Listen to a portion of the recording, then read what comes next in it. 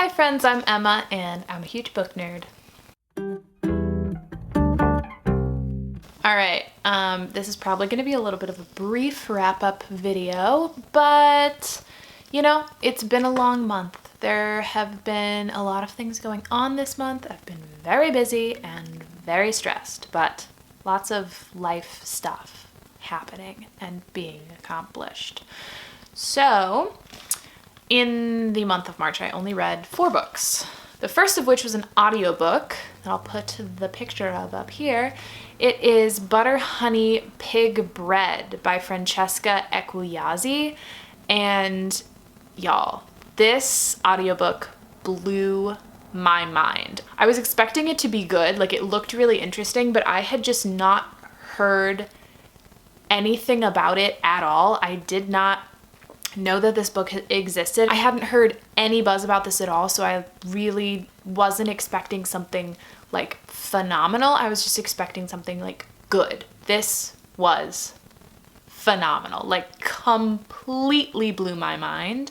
On my Instagram, if you don't follow my Instagram and you want to be more up to date on what I'm reading, then go follow my Instagram, because when I finish a book, I post like a little review, and in the photo I write a couple buzzwords that relate to what I thought of the book. So for this one I said, a surreal, sapphic, decadent Nigerian tale of motherhood and sisterhood. Decadent is probably the first word that comes to mind when I think of this book. There's a lot of description of food and of cooking, and it's very sensual in that way, very focused on like tastes and smells and sounds, and it's, oh my gosh, it's incredible. Synopsis, it tells the story of these 2 twin sisters from Nigeria who go separate ways at a very young age because of something traumatic that happens in their childhood.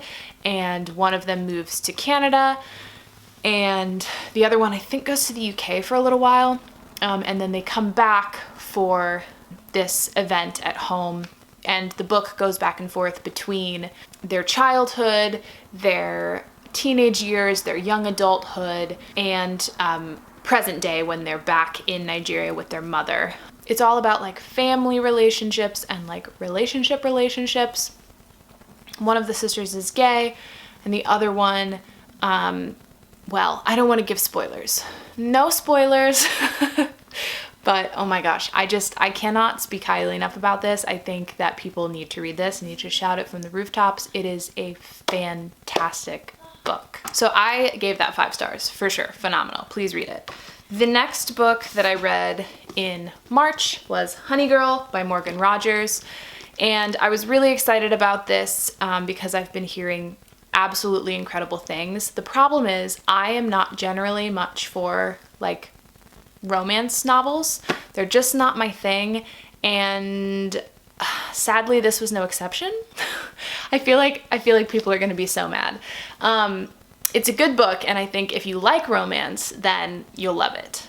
However, the romance was way too sticky sweet for me, and maybe I should have guessed that with a title like Honey Girl, but it was so cheesy, I could not handle it. Like when in a romantic relationship do you like get to the end of your sentence, if you're having like a serious deep conversation with someone and you say like, you just end it with their full name just by saying their full name? Like, why would you do that? It's so weird. I couldn't get past it.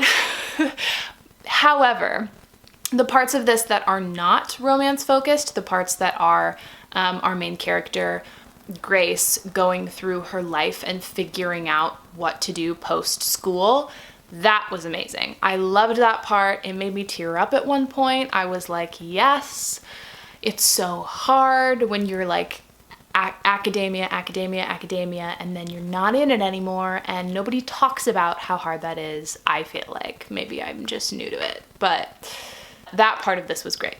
Overall, I think I would give it 3.5 stars. The romance just like knocked points off the top for me. It really did.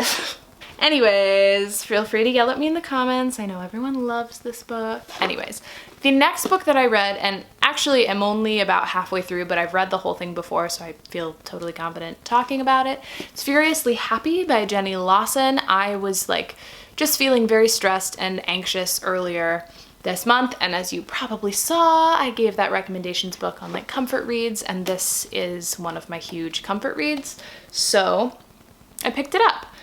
And I started rereading it, and it's still hilarious. I will say it's not quite as funny my second time reading it, and there are times when I get a little bit like, my brain gets a little bit lost or like annoyed at how tangential her writing is, but I still love it. I still think she's really funny, and I think that talking about anxiety and depression in the way that she does is really comforting and helpful. So, love this, especially, you know, if you're struggling, if you need a little boost and you need to feel not alone and supported, read this book. It's great. She has another one coming out too, which I did not know, but she has another book coming out, and I'm really excited about it. Anyways, the last book, the fourth and final book that I read in March is Spring by Ali Smith, and I actually will freely admit that I'm not quite finished with this one either. I still have about 50 pages left.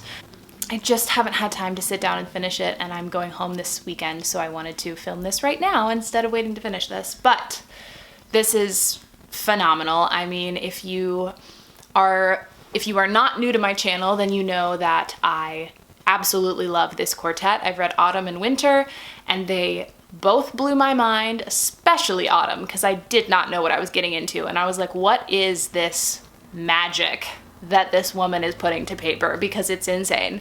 But that magic holds up in Spring for sure. In fact, I think Spring is better than Winter.